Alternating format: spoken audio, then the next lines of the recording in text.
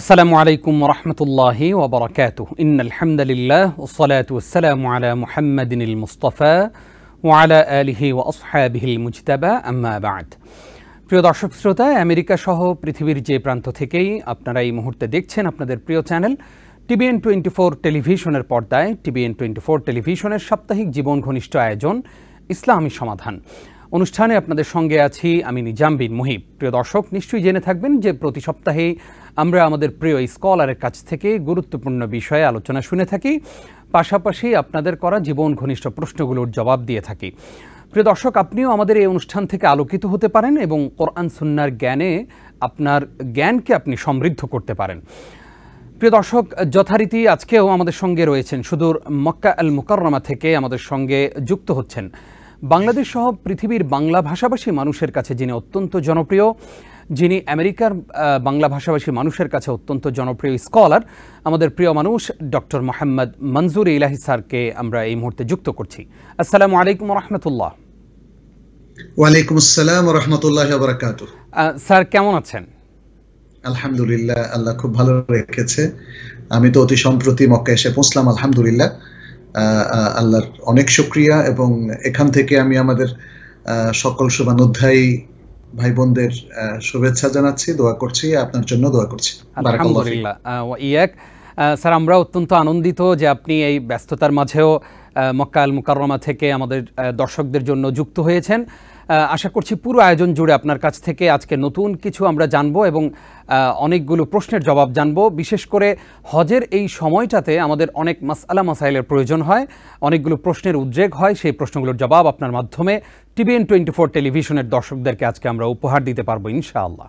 প্রিয় দর্শক, আপনারাও আমাদের সঙ্গে যুক্ত হতে পারেন, আপনাদের প্রশ্নগুলো আমাদেরকে জানাতে পারেন। স্ক্রিনে প্রদর্শিত নাম্বারে ফোনের মাধ্যমে আমাদেরকে প্রশ্ন জানান। তবে অবশ্যই একটি বিরতির পর আজকে আমরা আপনাদের প্রশ্নগুলো নেওয়ার চেষ্টা করব। যেহেতু হজের মৌসুম চলছে, আমরা হজ নিয়ে লম্বা সিরিজ আলোচনা আপনাদেরকে উপহার দেওয়ার চেষ্টা করছি। আজকে আমরা হজের বিধিবিধান বা হজের মাসাইল এই সমস্ত বিষয়গুলো নিয়ে আজকে আপনাদেরকে আলোচনা উপহার দিব। শুরুতেই জানতে চাইব আমাদের প্রিয় স্কলারের কাছ থেকে ইহরাম সম্পর্কে। স্যার, আপনার মাধ্যমে আমরা আমাদের দর্শকদেরকে জানাতে চাই, এই যে শুভ্র দুটি পোশাক পরে ধনী গরিব কোনো বিভেদ নেই, কোনো ভেদাভেদ নেই, একসাথে আল্লাহর ঘরের দিকে রওনা হচ্ছেন এবং হজের উদ্দেশ্যে রওনা হচ্ছেন, সেখানে গিয়ে কেউ উমরা করছেন, এই যে শুভ্র পোশাক এহরাম, এই এহরামটা আসলে কি? আলহামদুলিল্লাহ, ওয়াসসালাতু ওয়াসসালামু আলা রাসূলিল্লাহ ওয়া আলা আলিহি ওয়া আসহাবিহি ওয়া মান ওয়ালা। আপনাকে ধন্যবাদ জানাচ্ছি হজ বিষয়ক ধারাবাহিক গুরুত্বপূর্ণ বিষয়গুলো উপস্থাপনের জন্য। আপনি শুরু করেছেন এহরামের বিষয়টা দিয়ে। এহরামটা কি এবং এহরাম বলতে আমরা কি বুঝি? এহরাম আসলে আরবি শব্দ, এর অর্থ হচ্ছে নিষিদ্ধ করা। এহরাম হজ এবং উমরার কাজের সর্বপ্রথম কাজ। এহরামকে যদি আমরা শরীয়তের পরিভাষায় ব্যাখ্যা করি তাহলে বলবো যে উমরার ক্ষেত্রে লাব্বাইকা উমরাতান এবং হজের ক্ষেত্রে লাব্বাইকা হাজ্জান বলে আগে যা কিছু হালাল ছিল তার অনেকটাকেই হারাম করে এবং ইহরাম অবস্থায় যে সমস্ত কাজকে নবী সাল্লাল্লাহু আলাইহি ওয়াসাল্লাম নিষিদ্ধ করে দিয়েছেন সে সমস্ত কাজকে বর্জন করার নিয়তে এবং কার্যত বর্জন করে একটা ইবাদতের বিশেষ অবস্থায় প্রবেশ করা, এটাকে বলা হয় ইহরাম। ইহরাম মানে আসলে ইহরামের কাপড় পরা নয়, তবে ইহরামের নিয়ত করার আগে পুরুষের ইহরামের বিশেষ যে কাপড়, দুটুকরো শুভ্র কাপড়ের কথা আপনি বলেছেন, সেটা তাকে পরিধান করতে হয় এবং তিনি মিকাত থেকে লাব্বাইকা হাজ্জান অথবা লাব্বাইকা উমরাতান বলে ইহরাম অবস্থায় প্রবেশ করেন, যেটা একটু আগে আমরা বললাম। আর মেয়েদের ক্ষেত্রে ইহরামের একদম সুনির্দিষ্ট কোনো বিশেষ কাপড় নেই, বরং তারা তাদের আপাদমস্তক ঢাকবেন, শুধু মুখ খোলা রাখবেন। অবশ্য পুরুষদের ক্ষেত্রে যখন পুরুষদের সামনে তারা চলে আসবেন মহিলারা, তখন তিনি তার ওড়না দিয়ে মুখ ঢাকার বিধানটি ইসলামে রয়েছে, যেটি আয়েশা রাদিয়াল্লাহু তাআলা আনহার হাদিস থেকে আমরা জানি। এছাড়া তারা যদি নিজেদের মধ্যে থাকে তাহলে মহিলারা অবশ্যই মুখ খোলা রাখবেন এবং তিনিও পুরুষের মতো একইভাবে লাব্বাইকা উমরাতান যদি উমরা করেন অথবা লাব্বাইকা হাজ্জান বলে তিনি মিকাত থেকে বা মিকাতের কিছুটা পূর্বে তিনি নিয়ত করবেন, এটাকে বলা হয় ইহরাম। আর পুরুষদের জন্য ইহরামের যে কাপড় রয়েছে সেটা তিনি পরিধান করে নেবেন কাপড় পরিধান করাটাকে এহরাম বলা হয় না, এহরাম বলা হয় এহরামের নিয়ত করাটাকে, অর্থাৎ লাব্বাইকা হাজ্জান অথবা লাব্বাইকা উমরাতান বলে নুসুকের মধ্যে প্রবেশের নিয়তটাকে এহরাম বলা হয়। জি জি, আশা করছি আমাদের দর্শকরা বিষয়টি ক্লিয়ার হয়েছেন। স্যার, আপনি আমাদেরকে বলবেন, যেহেতু মিকাতের কথা আপনি বলছেন, আমাদের হাজি সাহেবরা যেহেতু হজের সফরে রওনা দিচ্ছেন, কেউ অনেকে আলহামদুলিল্লাহ চলে গেছেন, আপনি আমাদেরকে জানাবেন যে হজের মিকাতটা আসলে কোথায়? ধন্যবাদ আপনাকে। মিকাত খুবই গুরুত্বপূর্ণ একটা বিষয় হজের ক্ষেত্রে এবং উমরার ক্ষেত্রে, দুটোর ক্ষেত্রে। মিকাত দুই প্রকার, বিশেষ করে হজের ক্ষেত্রে যদি আমরা বলি তাহলে মিকাত দুই প্রকার। মিকাত জামানি বা কালসূচক মিকাত, যেটি আল কোরআনে আল্লাহ তাআলা বলেছেন আল হাজ্জু আশহুরুম মা'লুমাত ফামান ফারাদা ফিহিন্নাল হাজ্জা ফালা রাফাথা ওয়ালা ফুসুকা ওয়ালা জিদালা ফিল হজ। হজ হচ্ছে নির্দিষ্ট কয়েকটি মাস, আর সেটি আমরা রাসূলুল্লাহ সাল্লাল্লাহু আলাইহি সাল্লামের হাদিস থেকে স্পষ্টভাবে জানতে পারি। সেটি হচ্ছে শাওয়াল, যুলকাদ এবং যুলহিজ্জা। এই তিনটা মাস হচ্ছে হজের মাস। হজের মূল পর্ব যেহেতু 10 জিলহজের মধ্যে শেষ হয়ে যায়, এজন্য কেউ কেউ হজের মাস বলতে শাওয়াল, জিলকাদ এবং জিলহজ মাসের প্রথম 10 দিনের কথা বলেন। মূলত আসলে প্রথম 10 দিন নয়, পুরো জিলহজ মাস জুড়েই হজের কাজ করা যায়। ফলে এই তিনটা মাসকে আমরা হজের মাস বলতে পারি, যদিও 8, 9, 10, 11, 12, 13 জিলহজ মাসের এই 5টা দিন হচ্ছে বা 6টা দিন হচ্ছে অত্যন্ত গুরুত্বপূর্ণ হজের কার্যবিধির জন্য। আর উমরার ক্ষেত্রে আসলে যে কোনো সময় উমরা করা যায়, অর্থাৎ যদি আমরা মিকাতে জামানি বা কালসূচক মিকাতের কথা বলি তাহলে এটা শুধু হজের ক্ষেত্রে প্রযোজ্য, অন্যথায় উমরা বছরের যে কোনো দিন করা যায়। আর মিকাতের গুরুত্বপূর্ণ অংশ হচ্ছে মিকাত মাকানি, অর্থাৎ স্থানসূচক যে মিকাত। রাসূলুল্লাহ সাল্লাল্লাহু আলাইহি ওয়াসাল্লাম তিনি 5টা জায়গাকে নির্ধারণ করে দিয়েছিলেন মিকাত হিসাবে। সেটি আমরা দুটো হাদিসের মাধ্যমে জানি। একটা হাদিস যেটি ইবনে আব্বাস রাদিয়াল্লাহু তাআলা আনহু থেকে বর্ণিত হয়েছে যে রাসূলুল্লাহ সাল্লাল্লাহু আলাইহি ওয়াসাল্লাম তিনি 4টা মিকাত নির্ধারণ করেছেন। এই হাদিসে এসেছে যেমন আহলে মদিনার জন্য যুলহুলাইফা এবং আহলুশ শামের জন্য জুহফা, আহলুল ইয়ামানের জন্য ইয়ালামলাম এবং আহলু নাজদের জন্য কারন। তিনি এরপরে বলেছেন, নবী সাল্লাল্লাহু আলাইহি ওয়াসাল্লাম বলেছেন ফাহুন্না লাহুন্না ওয়া লিমান আতা আলাইহিন্না মিন গায়রি আহলিহিন্না মিম্মান কানা ইউরিদুল হজ্জ ওয়াল উমরা। তাহলে এই জায়গাগুলো, এই জায়গাগুলো সেখানকার অধিবাসীদের জন্য এবং সেই জায়গাগুলোর উপর দিয়ে অন্য প্রবাসী লোকেরা যদি আসে তাদের জন্য। আর যারা হজ এবং উমরা তারা করতে চায় তাদের জন্য এটা হলো মিকাত। আর যারা এই মিকাতের ভেতরে থাকবে তারা সেই মিকাতের ভেতরে যে কোনো জায়গা থেকে তারা ইহরাম করতে পারবে। তাহলে এই মিকাতগুলো হচ্ছে মিকাতের বাহিরের লোকদের জন্য, প্রবাসীদের জন্য, দূরবর্তী মানুষদের জন্য। এখানে আমরা 4টা জায়গা পেলাম, যুলহুলাইফা, জুহফা, ইয়ালামলাম এবং কারনুল মানাজিল যেটাকে বলা হয়। আর আরেকটা হাদিসে যেটা আয়েশা রাদিয়াল্লাহু তাআলা আনহা থেকে এসেছে এবং এই হাদিসটা সুনান আবি দাউদের মধ্যে বর্ণিত হয়েছে, হাদিসটা সহিহ। সেখানে আয়েশা রাদিয়াল্লাহু তাআলা আনহা বলেন যে রাসূলুল্লাহ সাল্লাল্লাহু আলাইহি ওয়াসাল্লাম ইরাকবাসীদের জন্য মিকাত হিসেবে নির্ধারণ করেছেন যাতু ইরক নামক স্থান। তাহলে মোট 5টা জায়গা আমরা রাসূল সাল্লাল্লাহু আলাইহি ওয়াসাল্লাম কর্তৃক নির্ধারিত পেলাম। এগুলো মক্কা থেকে বিভিন্ন দূরত্বে রয়েছে। এখন এগুলোর পাশাপাশি এটাকে মুহাদাত বলা হয়, অর্থাৎ ঠিক এক্স্যাক্টলি যুলহুলাইফা যদি দিয়ে কেউ না যান তাহলে যুলহুলাইফা বরাবর আরো 10 কিলো, 20 কিলো, 50 কিলো দূরবর্তী জায়গা দিয়েও দেওয়া যেতে পারে। একইভাবে কারনুল মানাজিল, জুহফা, এই মিকাতগুলো এক্স্যাক্টলি ওই জায়গাতেই আসতে হবে এটা জরুরি নয়, বরং তার মুহাদাত হলে, অর্থাৎ তার বরাবর পৌঁছে গেলে যদি তিনি সেখানে থামতে পারেন, থেমে তিনি ইহরাম করে যাবেন। আর তিনি যদি উড়োজাহাজে থাকেন তাহলে উড়োজাহাজে কিন্তু একটা ঘোষণা আসে যে সম্মানিত ট্রাভেলারগণ, মুসাফিরগণ, আপনারা এখন মিকাত অতিক্রম করতে যাচ্ছেন, অতএব মিকাত অতিক্রম করার জন্য আপনারা এখনই অথবা আর 5 মিনিট বা 10 মিনিট পরে আপনারা ইহরাম করে নিন। এহরামের নিয়ত করুন। তো সেই ঘোষণা মোতাবেক খেয়াল রাখতে হবে যে বিশেষ করে প্লেনে তো খুব দ্রুতগামী, এখানে মিকাতের একটু আগে হলেও করে ফেলা ভালো, কারণ মিকাত ঠিক যখন প্লেনটা মিকাতের উপর থাকবে সেটা 1 সেকেন্ডও থাকবে না, বরং তার কয়েক ভাগের 1 ভাগ হয়তো সেখানে থাকবে। এই জন্য ঘোষণা আসার পরপরই করে ফেলাটা ভালো। একটু ভুলে গেলে বা একটু ঘুমিয়ে পড়লে তার সেটা মিস হয়ে যেতে পারে। আর যারা জাহাজে আসবেন জেদ্দার দিক থেকে, তারা সবসময় জেদ্দার দিক থেকে আসবেন, তাদের জন্য ইয়ালামলাম। আর যারা বিশেষ করে বাংলাদেশ থেকে অথবা রিয়াদের দিক থেকে যারা ইউরোপ আমেরিকাতে থেকে আসেন, তারা যদি সরাসরি জেদ্দা বিমানবন্দরে নামেন অথবা রিয়াদ থেকে এসে নামেন, তাহলে তাদের জন্য মিকাত হচ্ছে কারনুল মানাজিল। এটা আমাদের মনে রাখতে হবে। আমাদের অনেকেই মনে করে যে জেদ্দা থেকে আসলে ইয়ালামলাম হচ্ছে মিকাত, আসলে সেটা শুদ্ধ নয়, বরং এয়ারপোর্টের দিক থেকে সবচেয়ে নিকটবর্তী মিকাত হচ্ছে কারনুল মানাজিল। আর যারা জেদ্দা জাহাজ বন্দর সেখান দিয়ে আসেন, অর্থাৎ পানিপথে আসেন, তাদের জন্য হলো ইয়ালামলাম। তো মোটামুটি এই হচ্ছে সংক্ষিপ্ত বর্ণনা, যেখানে এসে আমাদের সম্মানিত আল্লাহর মেহমান বৃন্দ হাজিগণ বা উমরাকারীগণ তারা এহরাম করবেন। আগে থেকেও যদি কেউ করে থাকেন সেটা জায়েজ আছে, তবে সেটা অনেক আগ থেকে করলে, যেমন যদি কেউ নিউ ইয়র্ক বিমানবন্দর থেকে করে ফেলেন অথবা হিথ্রো এয়ারপোর্ট থেকে ব্রিটেনে কিংবা বাংলাদেশের ঢাকা এয়ারপোর্ট থেকে করেন, তাহলে তিনি সুন্নাহর খেলাফ করলেন, তবে তার এহরাম শুদ্ধ হবে। জি, ধন্যবাদ। জি, জাযাকাল্লাহ শেখ। অত্যন্ত গুরুত্বপূর্ণ একটি বিষয় আমরা আমাদের দর্শকদেরকে উপহার দিতে পারলাম।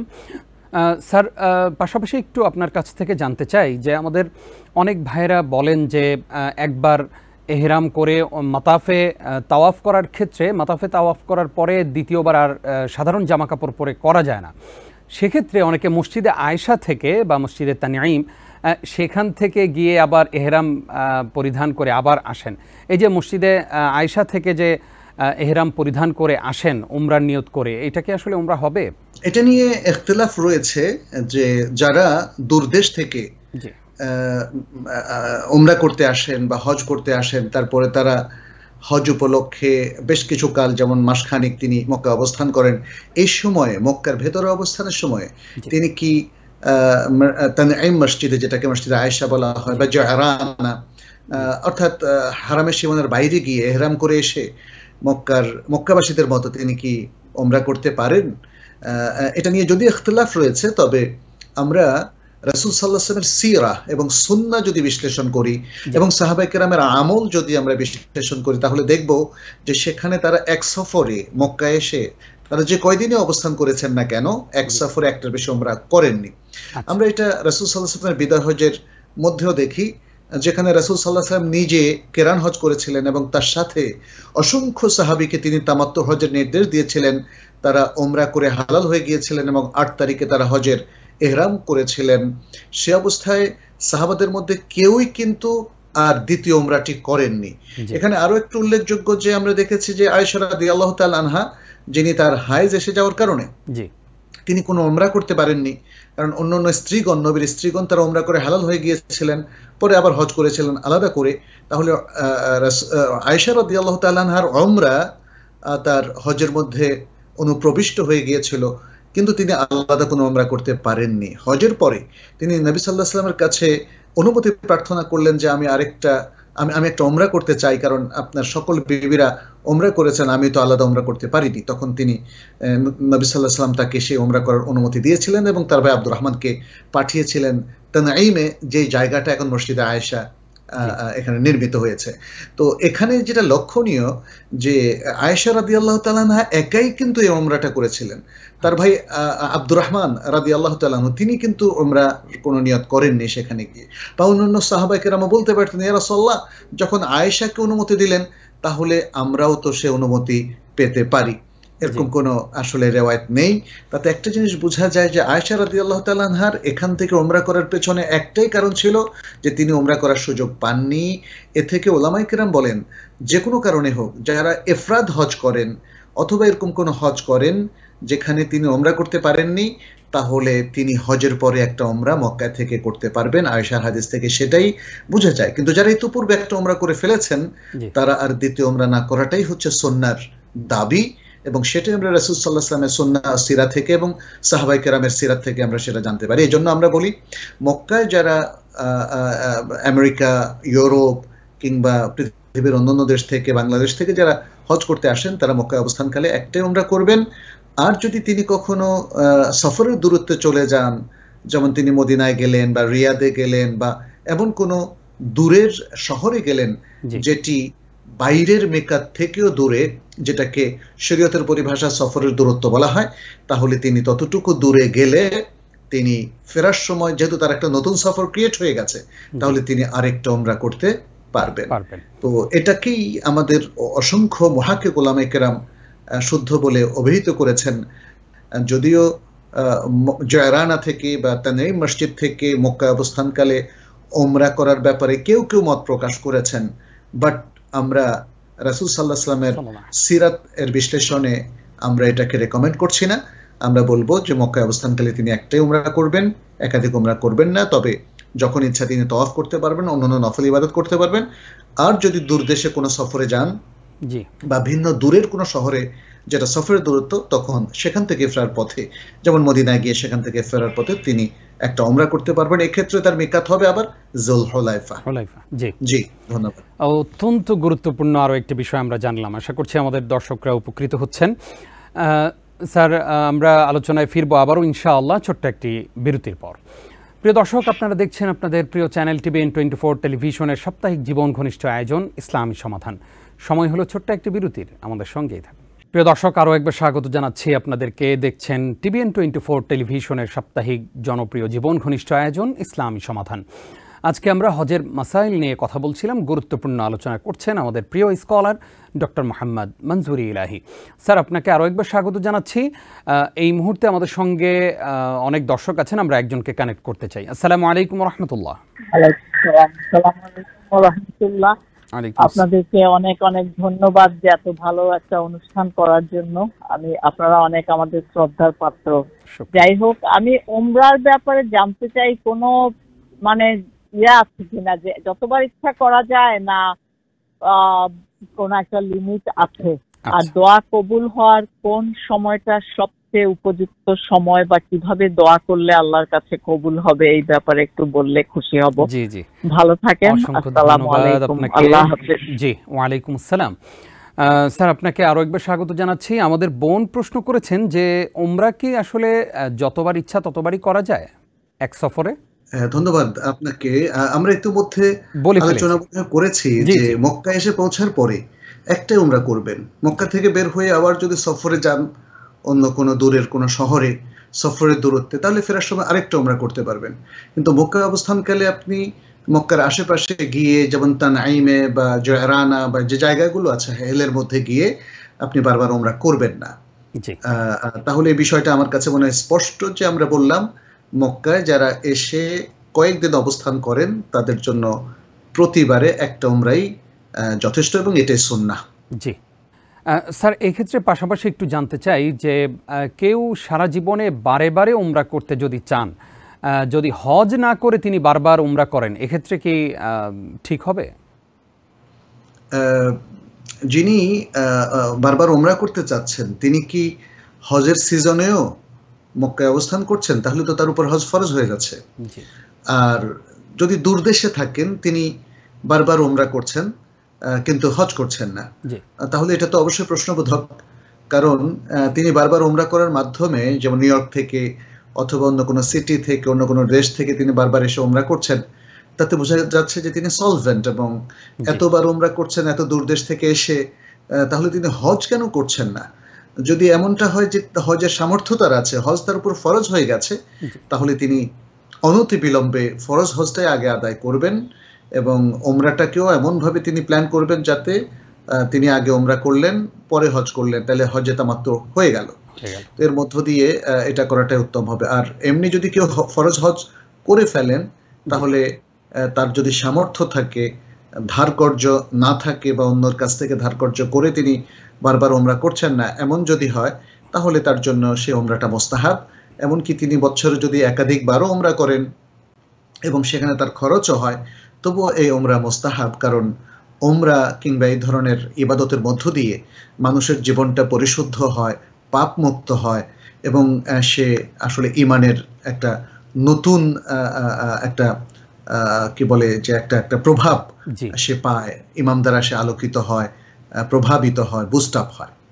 জি, অত্যন্ত চমৎকার জবাব আমরা জানলাম। এই মুহূর্তে আমাদের সঙ্গে আরো একজন দর্শক আছেন। আসসালামু আলাইকুম। ওয়ালাইকুম আসসালাম। আসসালামু আলাইকুম হুজুর, আপনারা ভালো আছেন? জি আলহামদুলিল্লাহ, আশা করছি আপনারাও ভালো আছেন।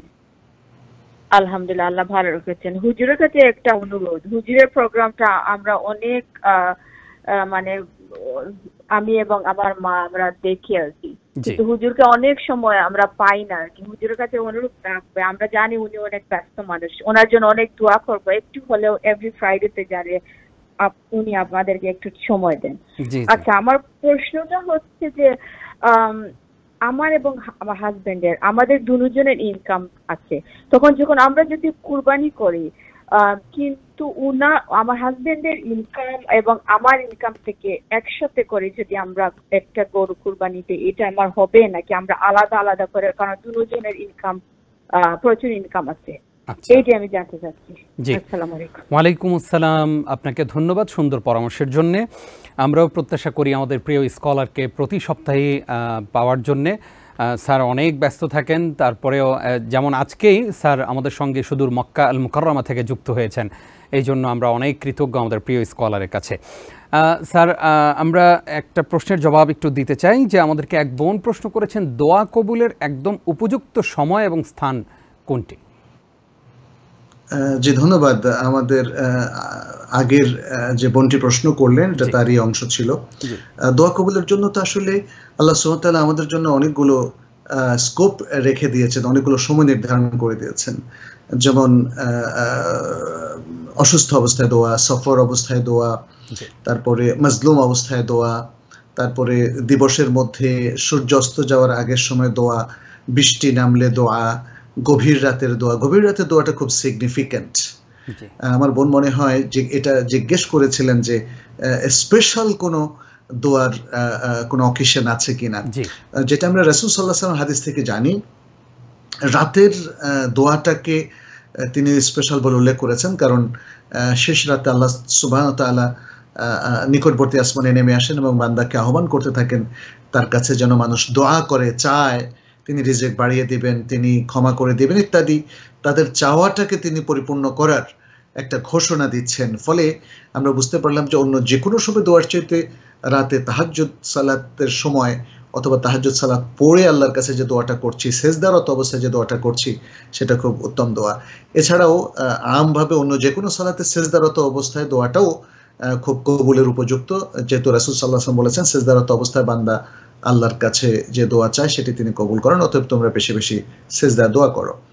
এছাড়া ফরজ সালাতের পরে ইন্ডিভিজুয়াল দোয়া, জামাঈভাবে আমাদের দেশে যে সিস্টেম করে নিয়েছে সেটা নয়, ইন্ডিভিজুয়ালি ব্যক্তি তার কাছে দোয়া চাইতে পারে। এবং রাসূল সাল্লাল্লাহু আলাইহি ওয়াসাল্লামের ফরজ সালামের সালাম ফেরানোর পরে আমরা দেখি সেখানে আদকার আছে, কিছু সূরা আছে, আয়াতুল কুরসি আছে এবং পাশাপাশি কিছু দোয়াও আছে। এভাবে আরো দোয়ার অসংখ্য সময়, যেমন শুক্রবার একটা স্পেশাল দোয়ার কথাও বলা হয়েছে। এই সময়গুলো আমরা আসলে আমাদের বিভিন্ন আলোচনা উল্লেখ করেছি। পাশাপাশি আসলে সময়টাই যথেষ্ট নয়, বরং আপনি কিভাবে দোয়া করছেন সেটাও খুব ইম্পর্টেন্ট। আপনি দোয়ার আদবটা রক্ষা করছেন কিনা, আল্লাহর কাছে চাওয়ার যে আকুতি সেটা রক্ষা করছেন কিনা, আপনার আন্তরিকতা, আল্লাহর প্রতি আপনার মাহাব্বা, দ্বীন ইসলামের প্রতি আপনার যে ভালোবাসা, সে বিষয়গুলো আসলে থাকা প্রয়োজন আর কি, তাহলে দোয়া কবুল হবে ইনশাআল্লাহ। ইনশাআল্লাহ। এবার একটি ভিন্ন প্রশ্নের জবাব দিতে চাই। স্যার, আমাদের প্রিয় দর্শক, আমাদের বোন প্রশ্ন করেছেন, নিশ্চয়ই আপনিও শুনেছেন, যে আপনাকে কোনো শুক্রবারই কোনো জুমাবারই আমরা মিস করতে চাই না, কিন্তু প্রায় সময় আমরা মিস করি। কি বলবেন আমাদের দর্শকদের উদ্দেশ্যে? জি ধন্যবাদ। আসলে আমি চেষ্টা করি সব সময় শুক্রবারগুলোতে ফ্রি থাকার জন্যে। যখন এমন ব্যস্ততা এসে পড়ে যে আমি এ থেকে নিজেকে আর আসলে মানে হয়তো বিরত রাখতে পারি না, তখনই আমি ওজরটা পেশ করি। তবে আমি চেষ্টা করব, যেহেতু বনসহার অনেকেই চাচ্ছেন যেন আমি আসলে আসি, আমি চেষ্টা করব ইনশাআল্লাহ যাতে মিস না হয়। অবশ্য জরুরত থাকলে তো ভিন্ন কথা, আশা করি সেই এক্সকিউজ এবং ওজরটা তারা কবুল করবেন ইনশাআল্লাহ। ইনশাআল্লাহ আশা করছি আমাদের দর্শকরা বিষয়টি খুব ভালোভাবেই বুঝতে পেরেছেন। আমাদের বোন প্রশ্ন করেছেন স্যার যে স্বামী স্ত্রী দুইজনেরই খুব ভালো ইনকাম আছে, তো ওনারা দুইজন মিলে যদি একটা গরু কোরবানি দিতে চান তাহলে কি দিতে পারবেন, নাকি আলাদা আলাদা করে দিতে হবে? একটা গরু একটা ফ্যামিলির পক্ষ থেকে তো 7 ভাগ। জি। অতএব তারা যেহেতু দুজন ইনকাম করছেন, তাহলে স্বামী পক্ষ থেকে 1 ভাগ, তার স্ত্রীর পক্ষ থেকে 1 ভাগ, আরো 5 ভাগ তারা ইচ্ছে করলে দুজনে ভাগাভাগি করেও দিতে পারেন, অথবা তাদের মা বাবার পক্ষ থেকে দিতে পারেন, পরিবারের অন্যান্য সন্তানের পক্ষ থেকে দিতে পারেন। তবে এখানে যেটা আমরা সাহাবায়ে কেরাম রিদওয়ানুল্লাহি আলাইহিম আজমাইনের প্র্যাকটিস থেকে দেখি, সেটা হচ্ছে নবী সাল্লাল্লাহু আলাইহি সাল্লামের যুগে সাহাবায়ে কেরাম প্রত্যেক পরিবারের পক্ষ থেকে একটা ছাগল কোরবানি করতেন। আচ্ছা, এটা আবু আইয়ুব আল আনসারী রাদিয়াল্লাহু তাআলা আনহুর হাদিসে আমরা দেখি। তাহলে এর থেকে বোঝা গেল যে একটা ছাগল যদি স্বামী কোরবানি করেন, তাহলে তার পরিবারের সকলের পক্ষ থেকে সেটা হয়ে যায় তার স্ত্রী এবং তার সন্তান সন্ততি। যদিও তার স্ত্রী হয়তো ইনকাম করেন, আর সন্তান সন্ততি বলতে নাবালেগ সন্তান সন্ততি, যারা অ্যাডাল্ট বালেগ হয়ে যায় তাদের জন্য কিন্তু ভিন্ন মাসালা, তাদেরকে আলাদা কোরবানি করার কথা রয়েছে। আর এক্ষেত্রে যদি কেউ ছাগল কোরবানি না করে তার বিকল্প গরুর 1 ভাগ বা উটের 1 ভাগ কোরবানি করেন, তাহলেও একই রকম হুকুম প্রযোজ্য হবে, অর্থাৎ তিনি তার পরিবারের পক্ষ থেকে 1 ভাগ গরুর কোরবানি 1 ভাগ উট কোরবানি করলে চলবে। আর যদি কেউ তার অতিরিক্ত কোরবানি করেন তাহলেও সেটা হতে পারে, কোনো অসুবিধা নেই। রাসূল সাল্লাল্লাহু আলাইহি ওয়াসাল্লাম 2টো হৃষ্টপুষ্ট ছাগল জবে করেছিলেন এবং বলেছিলেন এটা তার নিজের পক্ষ থেকে, তার পরিবার পরিজন এবং তার উম্মার পক্ষ থেকে। আর একইভাবে যদি কেউ একটা গরু, ইভেন একই ফ্যামিলি থেকে 2টো গরু অথবা একটা গরু একটা খাসি জবে করেন, তাহলে সমস্যা নেই। আর এখানে যেহেতু তারা স্বামী স্ত্রী, তারা দুজনেই ইনকাম করেন, তারা দুজনেই কোরবানি করে সওয়াবের ভাগী হতে চান, এই জন্যে এখানে একটা গরুর মধ্যে যেহেতু অনেকগুলো ভাগ আছে, তারা সেটা ভাগাভাগি করে নিতে পারেন। জি স্যার, পাশাপাশি একটু জানিয়ে রাখতে চাই যে এই যে ভাগ করবেন, অনেকে আমাদেরকে প্রশ্ন করেন যে আমরা কি কোরবানির এই ভাগটা কি জোড় করতে হবে নাকি বেজোড় করতে হবে? না, জোড় এবং বিজোড় দুটোই করা যাবে, কোনো সমস্যা নেই। কোনো সমস্যা এখানে মানে 1 ভাগ থেকে আরম্ভ করে 7 ভাগ পর্যন্ত করতে পারে, কেউ 5 ভাগ দিতে পারে, কেউ 6 ভাগ, কেউ 4 ভাগ, এতে কোনো সমস্যা নেই। জি, কিন্তু 1 ভাগের মধ্যে 2 জন অংশগ্রহণ করতে পারবে না, কোনো সমস্যা নেই। মানে একটা ভাগে মানে যেটা 7 ভাগ, জি 7 ভাগের মধ্যে 8 জন হতে পারবে না, আবার একটা ছাগলের মধ্যে 2 জন হতে পারবে না। জি জাযাকাল্লাহ স্যার, গুরুত্বপূর্ণ বিষয় আমরা জানলাম। আমরা হজের প্রকারভেদ নিয়ে একটু জানতে চাই, আমরা অনুষ্ঠানের শেষের দিকে আছি। স্যার, হজের প্রকারভেদ, আসলে হজ কয় প্রকার এবং কি কি আমাদের দর্শকদেরকে যদি জানাতেন। হজ 3 প্রকার। তামাত্তু হজ, যেটা হজ্জে তামাত্তু আমরা বলি, হজ্জুল কিরান বা কিরান হজ, এবং হজ্জুল ইফরাদ বা ইফরাদ হজ। ইফরাদ হজ থেকে আমরা একটু সংজ্ঞায় আসি। ইফরাদ হজ হচ্ছে হজের মাসসমূহের মধ্যে শুধু হজ করার নিয়তে এহরামের নিয়ত করা, এহরাম করা, অর্থাৎ লাব্বাইকা হজ্জান বলে এহরাম করে শুধু হজ করা, এটা হলো হজ্জে ইফরাদ। অর্থাৎ ইফরাদ মানে একটা কাজ করা, সেটা হলো হজ। যেহেতু তিনি হজের প্রোগ্রামে এসেছেন, হজ করলেন আর কিছু করলেন না, ওমরা করলেন না। দ্বিতীয় হচ্ছে হজ্জে কিরাত। হজের মাসগুলোর মধ্যে একই এহরামের মধ্যে ওমরা এবং হজ করার যে নিয়ত করা, লাব্বাইকা আল্লাহুম্মা হাজ্জা উমরাতান ওয়া হাজ্জান, ওমরা এবং হজের নিয়ত আমি করলাম হে আল্লাহ, এরকম একটা বাণী উচ্চারণের মধ্য দিয়ে, নিয়তটা অবশ্যই এখানে মুখে উচ্চারণ করার প্রয়োজন নেই, তিনি বলবেন লাব্বাইকা হাজ্জান ওয়া উমরাতান, এতটুকু বলে তিনি নুসুকের মধ্যে ঢুকলেন, আর তার অন্তরে থাকবে যে আমি এই এহরামের মধ্যে উমরা এবং হজ দুটোই পালন করব এবং হালাল হব না। তো যেটা রাসূল সাল্লাল্লাহু আলাইহি ওয়াসাল্লাম করেছিলেন। অবশ্য এখানে আরো অনেক মানে বর্ণনা আছে, যেটা মানে জানলে আমরা হয়তো বুঝতে পারবো যে কেন তিনি কিরান করেছিলেন আর কেন সাহাবায়ে কেরামকে তামাত্তু হজ করতে বললেন। তামাত্তু হজের সংজ্ঞাটা কি? তামাত্তু হচ্ছে আসলে কিছু ভোগ করা, অর্থাৎ মাঝখানে হালাল হয়ে যাওয়া। হজের দিনগুলোতে খেয়াল রাখবেন, 3টাই ইহরাম কিন্তু হজের দিনগুলোতে। তো হজের দিনগুলোতে উমরার নিয়তে প্রথমে এহরাম করা এবং বলা যে লাব্বাইকা উমরাতান, এ কথা বলে এহরামের মধ্যে ঢোকা এবং তারপরে উমরা করে হালাল হয়ে যাওয়া। তারপরে ইয়ামুত তারবিয়া বা জিলহজ মাসের 8 তারিখ যখন আসবে তখন লাব্বাইকা হাজ্জান বলে মক্কার যেখানে আছেন সেখান থেকে এহরামের নিয়াত করে মিনায় চলে যাওয়া এবং তারপরে হজ কর্ম শুরু করে দেওয়া। এটা হলো হজে তামাত্তু। তামাত্তু বলা হয় এই জন্যে ওমরার পরে তিনি হালাল হয়ে গিয়েছেন, তারপরে স্বাভাবিক জীবনযাপন করেছেন, তারপরে হজের আগ মুহূর্তে বা হজের দিন ইয়ামুত তারবিয়াতে আবার নতুন করে হজের এহরাম করলেন, দুটো এহরাম তিনি করলেন, মাঝখানে তিনি তামাত্তুর কিছু কাজ করেছেন, এই জন্য এটাকে হজ্জে তামাত্তুর বলা হয়। তাহলে হজ হচ্ছে 3 প্রকার, তামাত্তুর, কেরান এবং ইফরাদ। জি, 3টা হজই করা জায়েজ, এটাই উলামায়ে কেরামের বিশুদ্ধ মত। তবে কোনটি উত্তম এটা নিয়ে আমরা দেখি যে আমাদের উলামায়ে কেরাম ইখতিলাফ করেছেন। কেউ বলেছেন হজ্জে ইফরাদ উত্তম, যেমন ইমাম আহমদ ইবনে হাম্বল, কারো মতে কেরান উত্তম যেমন ইমাম আবু হানিফা রাহিমাহুল্লাহ, আর কারো মতে হজ্জে তামাত্তু উত্তম, সেটা অধিকাংশ উলামায়ে কেরামের বক্তব্য এবং আজকের অধিকাংশ মুহাক্কিক উলামায়ে কেরামের বক্তব্য। এবং রাসূল সাল্লাল্লাহু আলাইহি ওয়াসাল্লামের হাদিস বিশ্লেষণ করলে সেটাই বোঝা যায় যে হজ্জে তামাত্তুটাই হচ্ছে সবচেয়ে উত্তম। যেহেতু রাসূল সাল্লাল্লাহু আলাইহি ওয়াসাল্লাম যখন মক্কায় চলে আসলেন, হাদিসে জাবির ইবনে আব্দুল্লাহ রাদিয়াল্লাহু তাআলা আনহু হজের পরিপূর্ণ বর্ণনা, সহিহ মুসলিমের হাদিস এটা, সেখানে আমরা দেখি তিনি তাওয়াফ এবং সাই করার পরে সকল সাহাবা কেরামকে একটা কমন নির্দেশ জারি করলেন যে তোমরা হালাল হয়ে যাও, যারা নিজেদের সাথে সেই মেকআপ থেকে কোরবানির জন্তু নিয়ে আসো নাই তোমরা হালাল হয়ে যাও। তাহলে বোঝা যাচ্ছে যে এই হালাল হয়ে যাওয়াটা রাসূল সাল্লাল্লাহু আলাইহি ওয়াসাল্লামের নির্দেশ ছিল।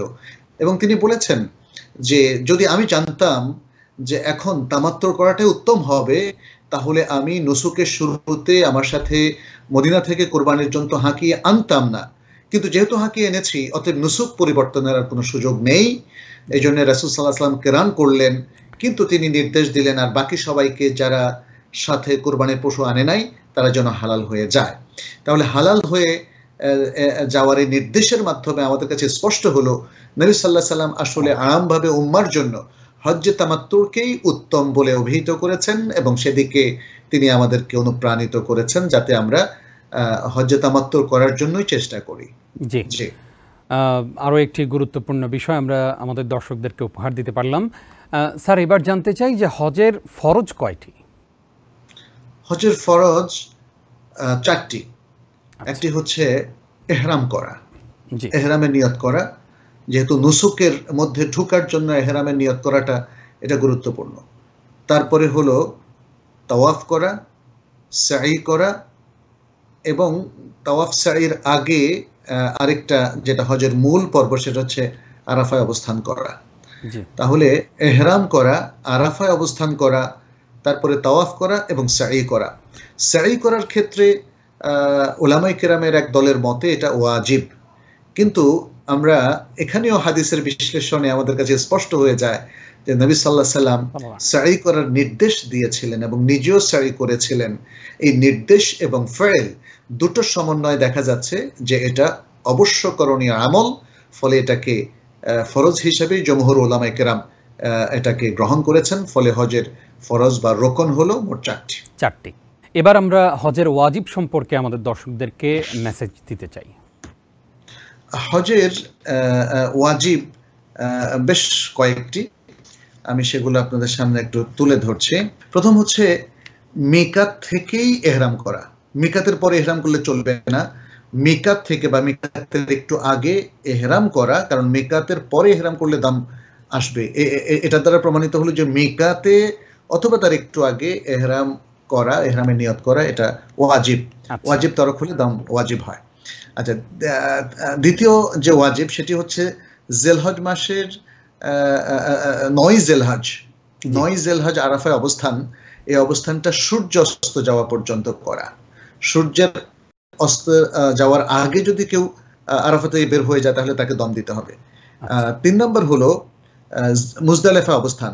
আরাফা থেকে সূর্য অস্ত যাওয়ার পরে মুজদালিফার দিকে আগমন করা এবং সেই রাত্র মুজদালিফা অবস্থান করা, এটা হলো তৃতীয় ওয়াজিব। চতুর্থ হচ্ছে 10 এবং 11 জিলহজ দিবাগত রাত্রে মিনায় অবস্থান করা, এবং যারা 13 জিলহজ পাথর মারতে চান তাদের জন্য 10, 11, 12 এই 3 দিন দিবাগত রাত্রে মিনা অবস্থান করা। এটা অধিকাংশ ওলামায়ে কেরামের মত, আর কতক ওলামায়ে কেরামের মতে এই রাত্রে মিনা অবস্থান করা সুন্নাহ। তবে দেখা যাচ্ছে যে রাসূল সাল্লাল্লাহু আলাইহি সাল্লাম এই রাত্রিগুলোতে অবস্থান করেছেন এবং কিছু লোক যারা মাদুর, যাদের ওজর রয়েছে, তাদেরকে শুধু এই রাত্রিগুলোতে মিনা অবস্থান থেকে তিনি ছাড়পত্র দিয়েছিলেন। এতে বোঝা যায় যে আসলে এই রাত্রিগুলোতে যদি কোনো ওজর না থাকে, যেমন অসুস্থতার ওজর বা পেশাগত দায়িত্ব পালন যেমন রাখাল কিংবা ডাক্তার, এমন যদি ওজর না থাকে তাহলে তাদের সবার জন্য এই রাত্রিগুলোতে মিনা অবস্থান করাটা ওয়াজিব।